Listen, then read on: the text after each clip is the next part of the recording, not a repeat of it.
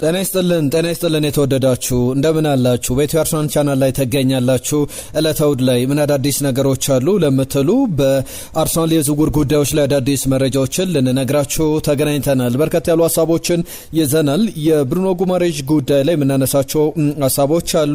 በቀይ መስመር ቦታ ላይም አዳዲስ የሰማናቸው፣ በተለይ ደግሞ በቀጣይ ሳምንት ተጫዋቾች ከቀናት በኋላ በነፃ ዝውውር ወደሚፈልጉት ክለቦች የሚሄዱበት ከዛ በተጨማሪ ኮንትራታቸው የሚጠናቀቁ ውላቸውንም ለማደስ ያልተስማሙ ከክለቦቻቸው ጋር የሚወስኗቸው ውሳኔዎች ይጠበቃሉና እነዚህን ጉዳዮች በስፋት እየተመለከተን እንቆያለን። ስለ ኤታን ንዋኔሪም ስለ አርሰናል ሌሎች ዝውውሮችም በውሰቱ ስለሚለቁ ተጫዋቾችም እያነሳን እየነገርናችሁ የምንቆየን የሚሆነው። በቻላችሁ አብራችሁን ቆዩ። ሀሳብ አስተያየቶቻችሁን ጻፉልን። ለእናንተ አንድ ጥያቄ አስቀድመን ጠይቀን እንጀምራለን። ይህ ጥያቄ ከግራኒት ዣካ ጋር በተያዘ ነው። በአርሰናል 6 ዓመታትን አሳልፏል። በአርሰናል የነበረው 6 ዓመታት በጣም ስኬታማ በዋንጫ የተንበሸበሸ ቢሆንም የአርሰናል በጣም ወሳኝ ተጫዋችነት ሚና እንደነበረው እናስታውሳለን። አሁን ከሰንደርላንድ ወደ ቼልሲ ሊሄድ ነው የሚሉ የዝውውር ዜናዎችን እየሰማን እንገኛለን። በተለይ የአርሰናል ቆይታው ከ2016 አርሰን ቬንገር ካስፈረሙት ጊዜ አንስቶ እስከ 2023 ድረስ ቆይቶ ነበር። ከሚኬል አርቴታም ጋር በጋራ የሰሩባቸው ዓመታት ይታወሳሉና በቼልሲ ቤት ስተመለከቱት ቅሬታ ይሰማችኋል ወይ? ወይም ደግሞ ዝውውሩ ተገቢ ነው ወይ ትላላችሁ? ወይስ ደግሞ በቼልሲ ቤት ባትመለከቱት የምትመርጡት አይነት ተጫዋች ነው? ሀሳብ አስተያየቶቻችሁን ላኩልን። የአርሰናልን ጉዳዮች በስፋት እየተመለከትን እንቆያለን። በቀጥታ ወደ ዝውውር ጉዳዮቻችን እናልፋለን። የአርሰናልን በዋና ዛሬ የሰማናቸውን አዳዲስ ጉዳዮችን ነው የምናነሳው። የኦስካር ሙንጌዛ ጉዳይ ከቀናት በኋላ በነፃ ዝውውር ወደ ፈለገበት መሄድ ይችላል። ይህንን ተጫዋች በተመለከተ ከዚህ በፊት ከቀናት በፊትም ሲነገር ነበርና ስፓኒያርዱ ተጫዋች በፍሪ ኤጀንትነት በቀጣይ ሳምንት አዲስ ክለብን መቀላቀል ይችላል። በእርግጥ እንደ ፍሪ ኤጀንትነቱ አስቀድሞ ከክለቦች ጋር መደራደር የሚችልበት እድል ነበርና ኦስካር ሙንጌዛን በተመለከተ ከአርሰናል ጋር በተያዘ የተለያዩ ኢንተርሚዲየሪ ቻነሎች አሉ ይህንን ድርድር የሚያሳልጡና አርሰናል በዛ ውስጥ እየተሳተፈ ከተጫዋቹ ጋር እየተነጋገረ ይገኛል። በቅርቡ ነበር ወኪሎቹን የቀየረው ዩኤስጂ የተባለ ወኪል አለ። ይህ ወኪል ደግሞ ከአርሰናል ጋር የቅርብ ስራዎችን የሚሰራ ነው። ሆርስመን የተባለ ተጫዋች አላቸው። በዚህ ወኪል ውስጥ ከሚጠቀሱ ተጫዋቾች መካከል ሌላኛው ደግሞ ኤታን ንዋኔሪ ነውና የተጫዋች በነዚህ በአርሰናል በኩል ግንኙነት ያለው ወኪልን የቀየረበት ነውና በአጭር ጊዜ የአርሰናል ተጫዋች ይሆናል ተብሎ ይጠበቃል። አንድሪያ ቤርታ ኤክስፕሎር እያደረጉ ይገኛሉ የተጫዋቹን ውል ለማጠናቀቅ ከተጫዋቹ ጋር በምን ይስማማሉ። በተለይ ጁሪን ቲምበርን የሚያግዝ ተጫዋች ከዛ በተጨማሪ ከጁሪን ቲምበር ጋር ተፎካክሮ ቋሚነቱን ቦታ ማስከበር እንዳለበት አምኖበት የሚመጣበት ጉዳይ ነው። ከዛ ውጪ ግን የዋይት ጉዳይም ይነሳል። ቤን ዋይት ኮንትራክት እየተቃረበ ይገኛል ለመጠናቀቅ። እንዲሁም ደግሞ ያለው ፊዚካሊቲ የፊትነስ ጉዳዩም በየአመቱ ብዙ ጨዋታዎችን እንዲያደርግ እያስቻሉ አይደለምና ብዙ ጥያቄዎች በዋነኝነት እነዚህ ላይ የሚነሱ ናቸውና አንዳንድ ዴታዎች የተለያዩ ሜትሪክሶች የእግር ኳስ መለኪያዎችም እንደሚያሳዩት አርቴታ አቴንሽን የሚሰጣቸው ትኩረት የሚሰጣቸውን ጉዳዮች በሙሉ ያሟላ በጣም የሚገርም አይነት ተጫዋች ነው። ክሬቲቭ አውትፑቱ የግብ ፈጠራው በጣም ጥሩ ነው። ፌቨራብል የሚያደርገው ከሌሎች ተመራጭ ያደርገዋል።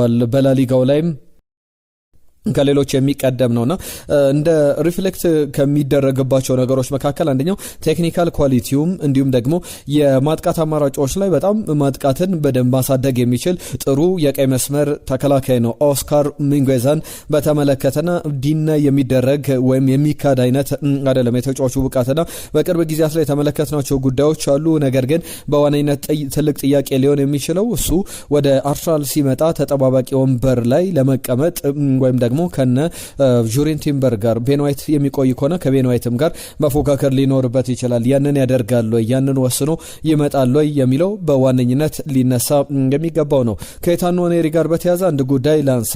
በቅርቡ የኒኮፓዝን እድገት ተመልክተናል። ኒኮፓዝ በሪያል ማድሪድ ሲፈርም በጣም በትንሽ ገንዘብ ከዛ በኋላ ሪያል ማድሪድ ደግሞ በአመቱ ማስፈረም የሚፈልግ ከሆነ ተጫዋቹን እስከ 8 9 10 ሚሊዮን ዩሮ መክፈል እንዳለበት የሚያሳዩ ዘገባዎችን ተመልክተናል። ተመልክተን ነበር። አሁን ደግሞ ከኒኮፓዝ ጋር በተያዘ ሪያል ማድሪድ በ60 ሚሊዮን ዩሮ ኮሞን ግዙኝ ብሎ ኮሞም ስምነት ላይ ደርሷል። ምክንያቱም ሪያል ማድሪድ ከዛ በላይ ሊሸጠው የሚችለው አሁን ያለ የዘመኑ ትልቅ አውትፑት ትልቅ አቅም ያለው ተጫዋች እንደሆነ ይታወቃልና እንደ አጠቃላይ ባሉ የድርድር ሀሳቦች ላይ ለኒኮፓዝ እንዳነሳ ነው አሁን ላይ ታኗኔሪ ትክክለኛው ምርጫ ትክክለኛው መንገድ የትኛው ነው? ለምሳሌ ወደ ኦሎምፒክ ደ ማርሴይ ባቀናበት ጊዜ በሮቤርቶ ዲ ዘርቢ ስር እድል የተሰጠው ነገሮች በሙሉ መስመር ያዙ የተስተካከሉ ይመስል ነበር። ከዛ በኋላ ግን ነገሮች መቀየር ጀመሩ።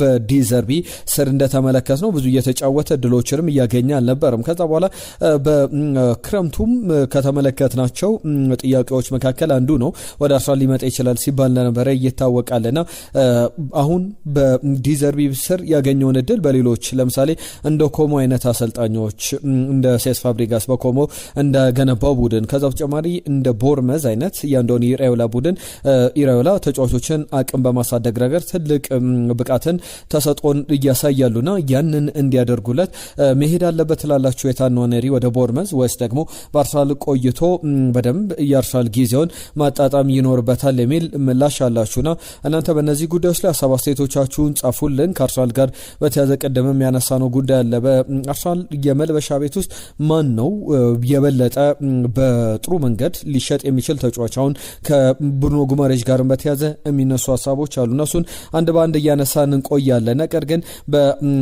ከአጥቂ ስፍራ ጋር በተያዘ ፒየሮ ኤስፔሲቶን የተመለከቱ አዳዲስ ጉዳዮችን የተመለከትንበት ቀን ነው። ፒየሮ ኤስፔሲቶ በትልቅ ደረጃ አርሰናልን ይቀላቀላሉ ተብለው ስማቸው ከሚጠቀስ በተለይ በስኳድ ደረጃ ከስኳዱ ጋር በገንዘብ ያልተቀላቀለ ተጫዋች እንደሆነ ይታወቃልና ከአርሰናል ጋር በነበረ የቻምፒየንስ ሊግ ጨዋታ ላይ ምን ያክል ጥሩ ተጫዋች እንደሆነ የተመለከት ነው። ፒየሮ ኤስፔሲቶን በተመለከተ አሁን አርሰናል ዳግም ወደ ዝውውሩ ስለመመለሱና ፍላጎቶችን እያሳየ እንዳለ ኒኮላ ሺራ የጋዜጠኛ ጣሊያናዊ ጋዜጠኛ በጣሊያን ያሉ ዘገባዎችን በስፋት ይዞ የሚወጣ ነውና ይዞት የወጣው ዘገባ ያሳያል። በቀጣይም የሚጠበቁ ጉዳዮች ይኖራሉ። የብሩኖ ጉማሬሽ ጉዳይ ላይ ብዙ ሀሳቦች እየተነሱ እየሰማን እንገኛለን። ብሩኖ ጉማሬሽን በተመለከተ እንዳጠቃላይ የነበረው የስኬታማነት ሂደት በጣም ጥሩ የሚባል ነው። የብሩኖ ጉማሬሽ የፕሪሚየር ሊግ ልምድ የብሩኖ ጉማሬሽ በትልቅ ደረጃ መጫወት በብዙ ነገር እይታ ውስጥ የከተተው ተጫዋች ነውና እንዳጠቃላይ ተጫዋቹን በተመለከተ አሁንም እየተነሱ ያሉ ጉዳዮች አሉ። አንዳንዶች አዩብ ባዲ ጥሩ ተጫዋች ነው፣ አሌክስ ስኮት ጥሩ ተጫዋቾች ናቸው። ከዴክላን ራይስ ጋር ወይም በአርሰናል አማካይ ላይ ተጽዕኖ ፈጣሪ ሊሆን የሚችለው ግን ማን ነው የሚለውን ያነሱና ብሩኖ ጉማሬሽ የተሻለ ተጫዋች ነው የሚል ሀሳብ አላቸው። አዩብ ባዲ ጥሩ ሊሆን ይችላል፣ ነገር ግን በአርሰናል የረጅም ጊዜ እቅድ ለምሳሌ ባዲ ቢመጣ የአርሰናል ፕሪሚየር ሊግ ሊሆን የሚችለው የራይስ ባካፕ ነው። በራይስ ጊዜ ራይስን አርሰናል ማሳረፍ ሲፈልግ የሚጠቀምበት አይነት ተጫዋች ነውና ለዚህን ያክል ተጫዋች ይህንን ያክል እስከ 65 ሚሊዮን ፓውንድ 70 ሚሊዮን ፓውንድ ከመክፈል ላይ አዩብ ባዲ የብሩኖ ጉማሬሽን ዝውውር በ55 ሚሊዮን ፓውንድ ከተቻለ በ65 ሚሊዮን ፓውንድ ማጠናቀቅ ቢቻል የበለጠ ነገሮቹ የሚስተካከሉበት እድል ይኖራል የሚሉ ሀሳቦች እየተሰነዘሩ ይገኛሉ። ጄሚ ካራገር ስለ ብሩኖ ጉማሬሽ የሚያነሳቸው ሀሳቦች አሉና በጣም የሚገርም ተጫዋች ነው። በጣም ተወዳጅ አይነት ተጫዋች ነውና በተለይ ፈርስትሬት የሚያደርጉ ነገሮች ያሉት በተቃራኒ ከቡድኑ ጋር ሲጫወት በተለይ ደግሞ በሊንካፕ ጊዜ ከተጨማሪ ፊዚካሊቲው በጣም ጥሩ የሚባል ተጫዋች ነው ይላል። ምናልባት ግን በከስቶሪው ወጣ ብለን ነገሮችን ስንመለከት አላቅም በተለይ ጋይድ በሚደረግበት ጊዜ ላይ ያሉ ለውጦች ሊኖሩ ይችላሉ ይላል። ከጄሚ ካራገር ጋር በተያያዘ ረዳለው እንዳልኩት ነው። በጣም ጥሩ አቅም ያለው ተጫዋች ነው። ለትልቅ ቲም የሚሆን አይነት አቅም ያለው ተጫዋች ነው ይላልና ሴንትራል ሚድፊልደር ቦታ ላይ ለብራዚል ባለሙያ ዋንጫ ላይ ምን ማሳየት እንደሚችል በደንብ እየተመለከት ነው እንገኛለን። ኮንስታንትሊ ያርሰናል ቢነሳ ስሙ ትክክል ሊመስል ይችላል። ነገር ግን ከባዱ ነገር አንቶኒ ጎርደንን ኒውካስል ዩናይትድ አጥቷል። አሁን ብሩኖ ጉማሬሽ፣ ሳንድሮ ቶናሊ እየተባለ ይገኛል። እነዚህ ተጫዋቾችን ባንዴ የሚያጣበት እድል ጠባብ መሆን አለበት፣ ወይም ጭራሽ እነዚህን ተጫዋቾች ባንዴ ማጣት የለበትም። ሌሎች አማራጮችን መከተል ይኖርበታል ኒውካስል ዩናይትድ እና ያንን ደግሞ ለማድረግ ከአርሰናል ጋር ድርድሩ ከባድ ሊሆን ይችላል የሚሉ ሀሳቦች አሉ። ወጣቱን ሲሊያን መርፊን በተመለከተ አርሰናል ከረንትሊ በጣም እየተፎካከረበት ያለው የፕሪሚየር ሊግ ልምድ ሊኖረው የሚችል በቀጣይ ጊዜያት ላይ በፕሪሚየር ሊግ ሲጫወት ልንመለከተው የምንችለው ጥሩ አቅም ያለው ተጫዋች ነውና እሱም በተመለከተ እየተነሱ ያሉ ዝርዝር ጉዳዮች አሉ። ቦሩሲያ ዶርትመንድ ሌሎችም አንዳንድ ትልቅ ክለቦችም ጭምር እየፈለጉት እንዳለ የሚያሳዩ ዘገባዎችን እየተመለከተን እንገኛለን። ብሩኖ ጉማሬዥን በተመለከተ ግን ከአርሰናል ጋር በተያዘ የሚነሱ ሀሳቦች አሉ። አርሰናል 1-2-3 ተጫዋቾችን ኦፈር ሊያደርግ በአላማነት ይዟቸዋል። እነዚህ ተጫዋቾች ደግሞ አንደኛው ጋብሪኤል ጀሱስ ነው፣ ጋብሪኤል ማርቴሊ ነው። ከዛ በተጨማሪ ሚካኤል ሜሬኖ እንዲሁም ደግሞ ሊያንድሮ ትሮሳርድ በዋነኝነት በብሩኖ ጉማሬዥ ሊተኩ የሚችሉ ተጫዋቾች ናቸው የሚሉ ሀሳቦች አሉ። ሊያንድሮ ትሮሳርድ ትክክለኛው ተጫዋች ነው ወይ? ጋብሪኤል ጀሱስ፣ ጋብሪኤል ማርቴሊ ወይስ ደግሞ ሚካኤል ሜሬኖ ነው? ለእናንተ በሊያንድሮ ትሮሳርድ በዚህ በብሩኖ ጉማሬዥ መቀየር ያለበት ትሮሳርድ ነው፣ ማርቴሊ ነው ወይስ ደግሞ ሌላ ተጫዋች ተጠራላችሁ? እስቲ ሀሳብ አስተያየቶቻችሁ ላኩልን። የከርቲስ ጆንስ ጉዳይ ይነሳል። አርሰናል ከረንትሊ እየሰራባቸው ካሉ ዝውውሮች መካከል አንዱ ነው ተብሏል። አርቴታ የ25 ዓመቱን እንግሊዛዊ ተጫዋች ከርቲስ ጆንስን በአማካኝ ስፍራ ላይ እየፈለጋቸው ካሉ ተጫዋቾች መካከል የሚጠቀስ ነው ብሎታል። ከአርሰናል ጋር በተያያዘ ብዙ ባለሙያዎች እየለቀቁ ይገኛሉ። ፔር ሜርቴሳከር በአካዳሚ ኃላፊነት ላይ ሲሰራ ነበር፣ እሱ ለቋል። ሌሎችም ባለሙያዎች ቀስ ብሎ እየሰማንባቸው እንገኛለን። በአጠቃላይ ዊልሰን የተባለ አንድ ባለሙያ አለ። ሳም ዊልሰን እንግዲህ የፐርፎርማንስ ኮች ነው። የተጫዋቾችን ፐርፎርማንስ በደንብ የሚገመግም ኮች ነውና ከ2014 ጀምሮ በአርሰናል ጋር ሲሰራ ነበረ ባለፉት 7-8 ዓመታትና አሁን በቀጣይ በሌሎች ሰዓቶች ላይ ልንመለከተው እንችላለን ወይም ደግሞ ሌሎች አማራጮችን ልናገኝ እንችላለን። የአርሰናልን ሌሎች ባለሙያዎችን ለመመልከትና በሕክምና በኩል በሪሃቢሊቴሽን በኩል ከዛ በተጨማሪም የባህል ሕክምናም ላይ ያለና አዳዲስ ስሞችን ስንመለከት ነበረ። እንደ አጠቃላይ ደግሞ የሚነሱ ጉዳዮች አሉ። ቅድም ባነሳሁት የግራኒት ዣካ ጉዳይ ላይ ሀሳብ አስተያየቶቻችሁን ላኩልን። አዩብ ባዲን በተመለከተ ማንቸስተር ሲቲ ገበያው ላይ ወጥቷል። 116 ሚሊዮን ፓውንድ ተከፍሎበት ኤሊያት አንደርሰን መፈረሙ ይታወቃል። አሁን ደግሞ የአዩብ ባዲን ዝውውር ማንቸስተር ሲቲ ለማጠናቀቅ ፍላጎት አለውና በጣም ተጠናክሮ መምጣት የፈለገ ይመስላል። ሌሎችም በስፋት የሚነሱ ጉዳዮች አሉ። አርሰናልን ቤት በደንብ ሊቆጣጠሩ የሚችል በዝውውር ሂደቶች ላይ በደንብ ልንመለከታቸው የምንችሉ ተጫዋቾች ይኖራሉ። በዝውውር መስኮቱ ላይ ዝውውሩ ተሳክቶ እንደ ቡካዮ ሳካ አይነት ተጫዋቾች አሉ። እነሱን ደግሞ አቅማቸው ማሳደግ ከዝውውሩ ጋር በተያያዘ የማች ፊትነሳቸውን በደንብ መጠበቅ ይኖርባቸዋልና እነዚህ የሚነሱ ጉዳዮች ናቸው። ከርቲስ ጆንስን አርሰናል ለማስፈረም ጥያቄ አቅርቧል።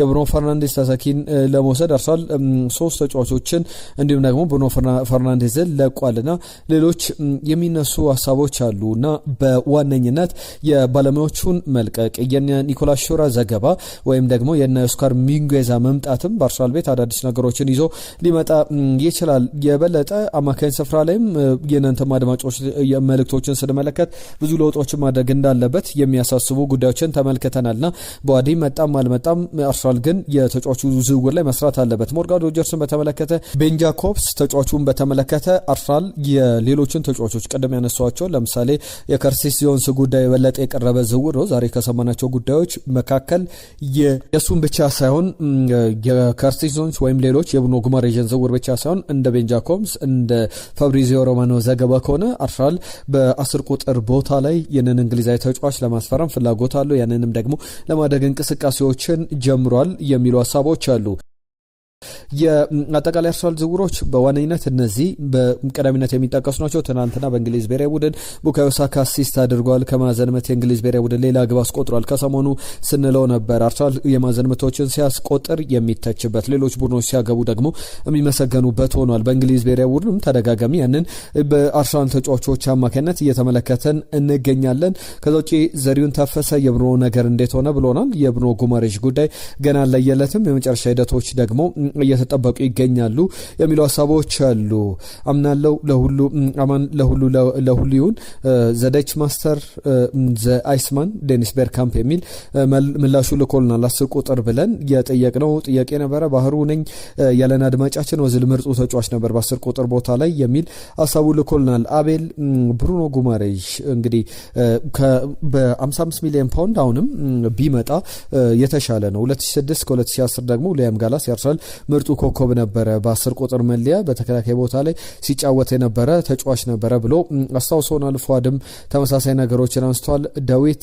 ዳዊት የጻፈልን መልእክት አለ። አማካይ ላይ የመጣ ይምጣ ሁሉም ጥሩ ናቸው፣ ጥሩ ዝውውር መደረግ አለበት የሚል ሐሳቡን ልኮልናል። ከዛ ውጪ ሌላኛው ተሾመ ኃይሌ የጻፈልን መልእክት አለ። አርሰን ቬንገር 10 ቁጥር ለጋራ ሰጥተው ቁጥሩን ክብደት አውርደውት ነበረ። በወቅቱ ከቤርካምፕ ቀጥሎ ቁጥሩን የሚለብሱ ተጫዋቾች ጫና እንዳይደርስባቸው የሚል ምክንያት ነበር እየሰጡት ለዊሊያም ጋላስ ማሊያውን ሲሰጡት ብለው ጥሩ ነገር አስታውሶናል። ሌላው ጉማሬዥም ቢሆን ካለው ዶሚናንስ አንጻር ለአርሰናል እጅግ ጠቃሚ የሚሆን ይመስለኛል። ለመጀመሪያ የቀረበው 55 ሚሊዮን ፓውንድ ተጫዋቹ ካለው ወጣ ገባ ከሚል አቋም አንጻር ተመሳሳይ ወጪ ያለው በጥሩ መንገድ እስከ 65 ሚሊዮን ፓውንድ ቢከፈልበት ጥሩ ነው ብሎናል። ንጉሴ ወንደሰን የብሩኖ ነገር እንዴት ሆነ ብለናል፣ አንስተናል። መልካሙ መውደድ ሰላም አርሰናሎች እንዴት ናችሁ? ምን አዲስ ነገር አለ? በተለይ ስለ ሞርጋን ሮጀርስ ብሏል። አዲሱ ነገሮች በመጠኑ ቢሆን ለማንሳት ሞክረናል። የጀርመን ነገር እንዴት ሆነ ብሎናል። ጀርመን ወደ ቀጣዩ ዙር ማለፏን አረጋግጣለች። ቤርካምፕን የተመለከቱ ጉዳዮችን ተነስቶልናል። ከተጨማሪ ባህሩ የጻፈልን መልእክት አለ። ንጉሴም እንዲሁ ባህሩ ቤርካምፕ ነው ብሎናል። ንጉሴም ደግሞ ያነሳቸው ጉዳዮች አሉ። ከልብ እናመሰግናለን። ታዬ ሽብሩ ከልብ እናመሰግናለን ስለ ጻፍክልን መልእክት። የሱፍ ኦሊቬ ዢሩ ምርጡ አምበል ነው፣ ምርጡ ተጫዋች ነው በሚል የጻፈልን መልእክት አለ። ከዛ በተጨማሪ የኑስ መሐመድ የጻፈልን መልእክት አለ። በ10 ቁጥር ቦታ ላይ ዴኒስ ቤርካምፕ እንዲሁም ደግሞ ቫን ፐርሲና ዊልሼር የሚታወሱ ናቸው ብሏል። አብዱ የኦዚልን ስም አስቀምጦልናል። 10 ቁጥር ቦታ ላይ በቤካም ቦታ ላይ ወይም ደግሞ በዚህ በቆሙት ቦታዎች ላይ 10 ቁጥር ላይ በዋነኝነት እነማን ነበሩ የሚለውን ጥያቄ አንስተን ነበር። አቡ ቤካም ብሏል። ዋዮ ሳንቲ ካዞሮላ ነበር ብሎናል። ሁሴን እኔ ዥሩን የማስታውሰው ጨጓራን ሲልጠኝ ነው። ሆኖም ግን ኦዚል ከመጣ በኋላ በጣም ተሻሽሎ ጥሩ ነው ሜስት ኦዚል በነበረበት ጊዜ ላይ ተመልክተናል። ኦሊቬ ዥሩ የሚል ሐሳብን ሰጥቶናል። ከዛ ውጭ የመጨረሻው ሐሳባችን ዘሪሁን የጻፈልን መልእክት ነው። ለኔ በ10 ቁጥር ቦታ ላይ ዊሊያም ጋላስ ነበረ ምላሹ የሚል ሐሳቡ ልኮናል። ዛሬም ባነሳናቸው ጉዳዮች መልእክት፣ ሐሳብ፣ አስተያየቶቻችሁን ጻፉልን። የዛሬን እዚህ ላይ አጠናቀቅን። እናመሰግናለን አብራችሁን ስለነበራችሁ። ጤና ይስጥልን።